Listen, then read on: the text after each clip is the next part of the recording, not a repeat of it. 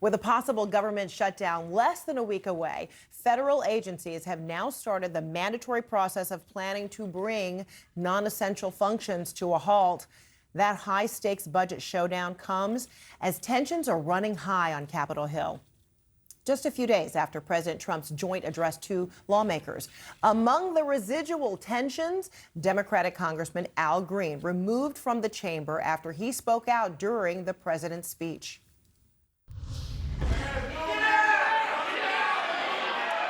The chair now directs the Sergeant-at-Arms to restore order. Remove this gentleman from the chamber. And 2 days later, lawmakers voted to censure Congressman Green for his outburst. 10 Democrats, in fact, joined with Republicans in a formal condemnation of the Texas Democrats' actions. Today, one of those Democrats defended her censure vote right here on CNN.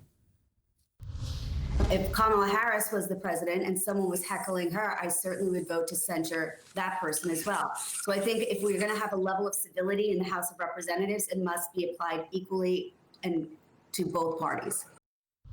Now, a Republican congressman is calling on Democrats to be removed from their committee assignments for singing "We Shall Overcome" on the House floor during the vote to censure Green, a proposal that's being slammed by Democratic House Minority Leader Hakeem Jeffries. And my team informs me that some far-right extremists have introduced a resolution to try to throw Democratic members of the House off of our committees. That resolution is going nowhere. You ain't throwing no one off of any single committee. I'm joined now by Democratic Congressman Al Green, the man at the center of this controversy. Congressman, great to see you. Thank you for having me. So what is your reaction to Representative Gillen and the other 9 Democrats who voted to censure you? What are you reading into that? Well, first, let me indicate that what was done was a response to incivility. The president has a way of using incivility to take advantage of our civility. It was a peaceful protest, and I engaged in the protest, and I understand that when you do this, you will have to suffer consequences, and I'm prepared to suffer consequences. It doesn't mean that I agree with the consequences, but I'm prepared. I don't think any of my colleagues should be in any way brought into this. This is something that I did of my own volition.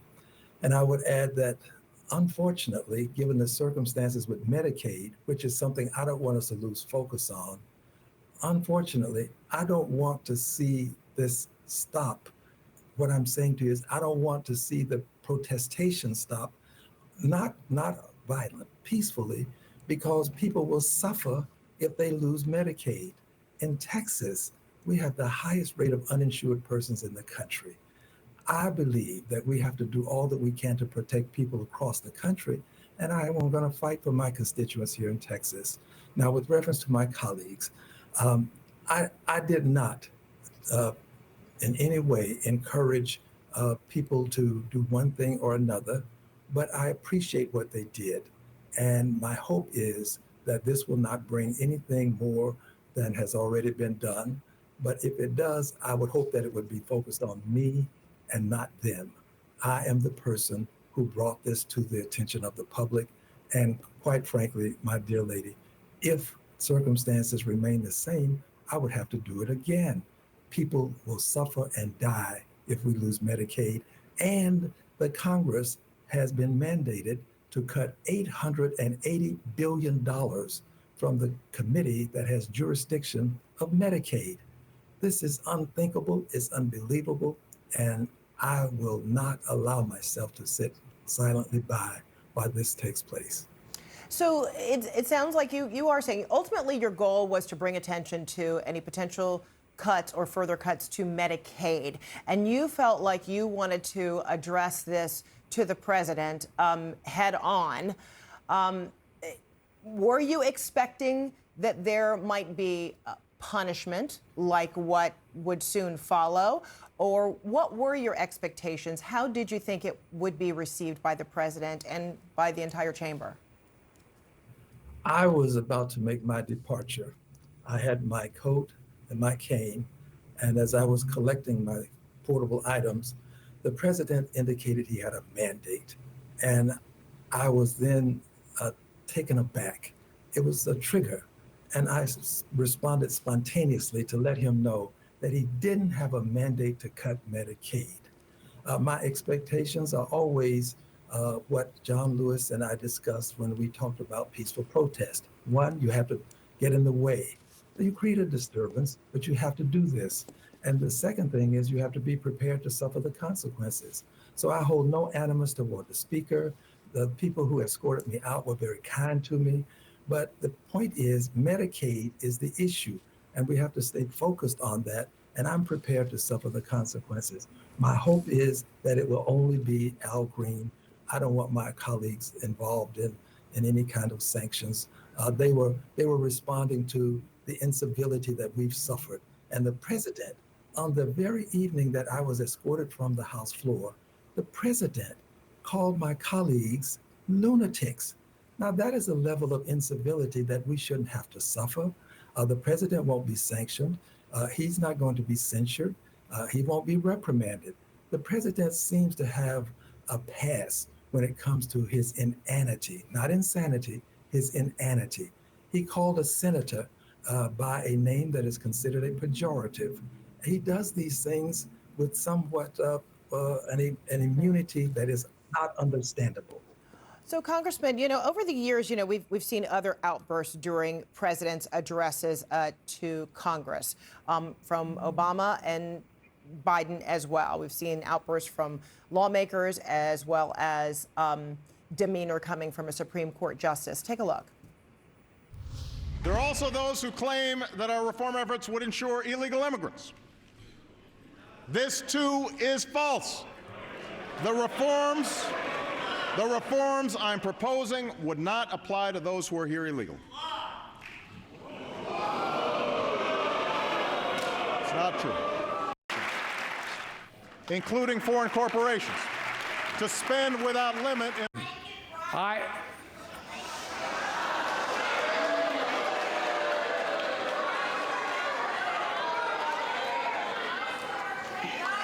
I'm not politely not naming them, but it's being proposed by some of you.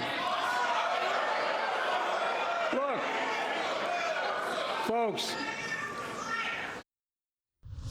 So among them, you saw Congressman Joe Wilson, who, yelled, "You lie." You had Justice Alito with his expression saying "not true," and Congresswoman Marjorie Taylor Greene there with that confrontation with Biden. None of them were censured nor escorted out. Is this a reflection of the climate that we are in right now? What is the difference here of how what your experience was versus theirs? Thank you for the question. The climate of which you speak is one that I have lived in for most of my life. I'm a son of the segregated South. The rights that were enshrined in the Constitution for me, my friends and neighbors denied me. I had to go to the back door, drink from a colored water fountain, sit in the back of the bus, and I had relatives who were locked up in the bottom of the jail. I have acclimated to this kind of behavior, but quite candidly, it is a double standard and it is a form of invidious discrimination. But I was prepared to suffer whatever the consequences are when I decided that I would engage in this peaceful protest. I never used any sort of a profanity. I never made any threats. I merely said, you do not have a mandate. And this is true. Is there another, pardon me, is there another extension of this? Does your moment end up serving as a distraction too when your party seems to be struggling to exercise a real cohesive approach here? I believe what I did puts a focus on Medicaid. I believe that this may be the means by which we can prevent Medicaid from being cut, because I think it would be difficult now for them to move forward to cut it, given that we have brought this to the attention of the public.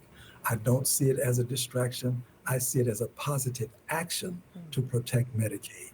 So then that brings me to the budget now. Just moments ago, House Speaker Mike Johnson formally unveiled plans for a government funding stopgap through September 30th, a measure intended to stave off a potential March 14th shutdown and buy time for President Donald Trump and the GOP leaders to steer key pieces of his agenda through Congress this summer. You think you'll support this? I think I'll take a close look at it. I still believe in collegiality. I think that compromise is still something that is a benefit. I think it's a positive thing. So I'll take a look at what they're proposing. But what I will not do is vote for something that's going to cut Medicaid, Medicare, or Social Security. These are the social safety nets that my constituents depend on. And I will stand for them because they can't be there to stand for themselves. All right, U.S. Congressman Al Green coming to us from Houston, Texas today. Thank you so much for your time. Thanks for joining us today. Thank you. Thank you.